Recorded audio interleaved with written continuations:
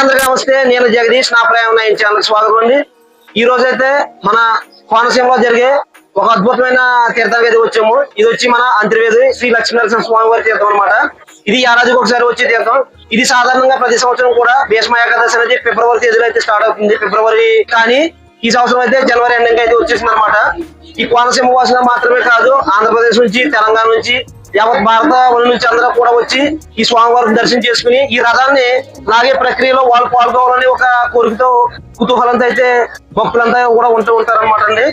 దక్షిణ కాశీగా పిలువబడే ఈ అంతర్వేది గ్రామాన్ని దర్శించుకోవాలంటే చాలా అదృష్టం ఉండాలని భావించాలి. అలాంటి ఈ కార్యక్రమంలో మనం అంతర్వేది లక్ష్మీనరసింహ స్వామి వారి రథం ముందు అయితే ఉన్నాము. మనం ఈ రథం ఎలా కదులుతుంది, ఏంటి, ఈ తీర్థానికి సంబంధించిన విషయాలను కూడా మనం తెలుసుకునే ప్రయత్నం చేద్దామండి. వీడియో లైక్ చేయండి, షేర్ చేయండి, సబ్స్క్రైబ్ చేసుకోండి. మీ విలువైన సమాచారాన్ని కామెంట్ రూపంలో తెలియజేయండి. నేనైతే బైక్ మీద అయితే అంతర్వేది తీర్థానికి అయితే స్టార్ట్ అయిపోయాను అనమాట అండి.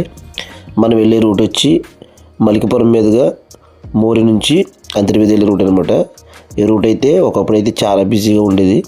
ప్రజెంట్ అయితే పీస్ఫుల్గా చాలా తక్కువ జనంతో ఉంది. కారణం ఏంటంటే రోడ్లు అవి పెద్దగా డెవలప్ చేశారనమాట. ఈ వీడియోలో అయితే మీకు ఫుల్గా కూడా రథోత్సవాన్ని అయితే చూపించబోతున్నానండి. మరొక వీడియోతో అయితే మీకు అంతర్వేది తీర్థాన్ని అయితే చూపిస్తాను. ఈ వీడియోలో పూర్తిగా రథోత్సవం, ఎందుకంటే అంతర్వేది వచ్చే వాళ్ళు ఎవరైనా కూడా రథం ఊరేగింపు చూడాలని ఒక కోరికతో కుతూహలంతో ఉంటారు.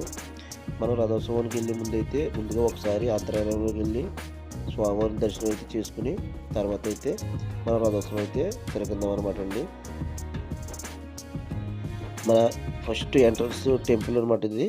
ఇక్కడ నుంచి అయితే లోపలికి అయితే మనం వెళ్తాం అనమాట స్వామివారిని దర్శించుకోవడానికి. ఇక్కడ గొప్ప విషయం ఏంటంటే అండి, మన తెలుగు రాష్ట్రాల్లో ఆంధ్ర, తెలంగాణలో 9 అంటే నవనారసింహ రూపాలు అయితే ఉన్నాయన్నమాట. 9 కూడా చాలా ఇంపార్టెంట్ టెంపుల్స్ అనమాట అండి. అందులో 9లో కూడా మనది 5వ స్థానంలో అయితే ఉంటుంది అంతర్వేది కోనసీమ జిల్లా. మొదటిది అహోబిలం కర్నూలు జిల్లా అండి. రెండవది పెంచెలకోన నెల్లూరు జిల్లా. 3 కదిరి అనంతపురం జిల్లా. 4 సింహాచలం విశాఖపట్నం జిల్లా. 5 అంతర్వేది కోనసీమ జిల్లా, అంటే ఇది మధ్యలో అయితే ఉంటుంది. 6 వచ్చండి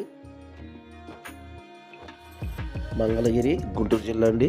7 వేదాద్రి కృష్ణా జిల్లా. 8 యాదగిరిగుట్ట నల్గొండ జిల్లా. 9 ధర్మపురి కరీంనగర్ జిల్లా అనమాట అండి. ఇవి నరసింహ అవతారాలు అనమాట. మనకు కనిపించే బోర్డు మీద అయితే ఇక్కడ అయితే రాసి ఉంటుంది. ఇది 5వ స్థానంలో అయితే మాత్రం అంతర్వేది లక్ష్మీనరసింహ స్వామి టెంపుల్ ఉంటుంది. ఇతను లక్ష్మీనరసింహ స్వామి వారి టెంపుల్ ఫౌండర్ అనమాట అండి. ఒకడు కొప్పరాజు కృష్ణమ్మ గారు అయితే మరొకరు ఈ పిఠాపురం జమీందారులు. ఇది మనం అయితే రథోత్సవానికి అయితే ఎంటర్ అయిపోయాం అనమాట అండి. రథం అయితే ఈ తిరువీధులు అంటే మాడ వీధులు లాగా మనకి ఇక్కడ కూడా కొన్ని వీధులు ఉంటాయి. ఈ వీధులు తిప్పి గుర్రాలక్కమ్మ గుడి దగ్గర వరకు వెళ్ళి అక్కడ నుంచి ఈ చీర అవి కూడా పొద్దులు గారు పట్టుకెళ్ళి గుర్రాలక్కమ్మకి సమర్పిస్తారు. ఆయన కళ్యాణం సందర్భంగా ఈ రథం అయితే ముస్తాబు అయితే జరిగింది. ఇప్పుడు అక్కడ వరకు వెళ్ళడానికి అయితే రథం కొనసాగడానికి సిద్ధంగా ఉందన్నమాట అండి.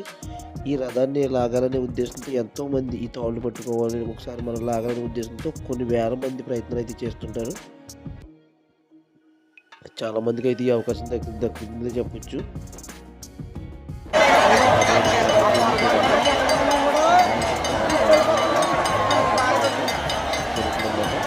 ఈ వీడియో మీకు రన్నింగ్ చేస్తుంది చూడలేకుండా రన్నింగ్తో ఉంటుంది. చూడడానికి వయసు అయితే తక్కువ ఈ వీడియో మనకు ఉంటుంది. వీడియో లైక్ చేయండి, షేర్ చేయండి, కమెంట్ చేయండి, సబ్స్క్రైబ్ చేసుకోవడం మర్చిపోతుంది. Thank you friends.